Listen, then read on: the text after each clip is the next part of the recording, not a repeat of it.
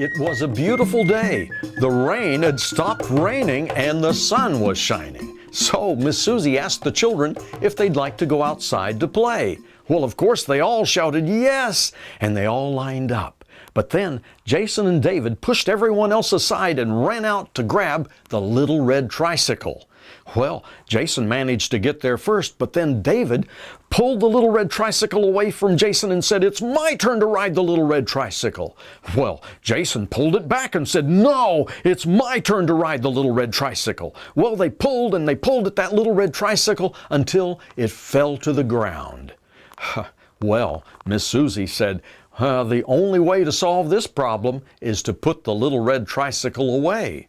So, neither Jason or David got to ride that Little Red Tricycle. Later that day, Miss Susie happened to be looking out the window, and she noticed something very surprising. It was the Little Red Tricycle. It was riding away. So she shouted out, "Little Red Tricycle, where are you going?" And the Little Red Tricycle said, "I'm leaving. I'm so tired of hearing children argue over who gets to ride me."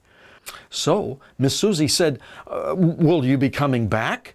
And the Little Red Tricycle sighed and said, "Only if children can learn how to take turns. Goodbye." Miss Susie told Jason and David what had happened, and they both agreed that they had to stop arguing over who gets to ride the Little Red Tricycle.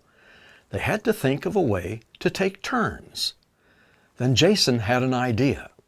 He said, "Suppose I were to pretend that I have an ice cream store, and you could ride that Little Red Tricycle to my ice cream store and buy ice cream. Then I could have a turn on the Little Red Tricycle, and I'd ride it to your ice cream store, and I'd buy ice cream there." Well, David said, "That's a great idea." Well, once the Little Red Tricycle learned that Jason and David had thought of a way to take turns, he decided to come back home.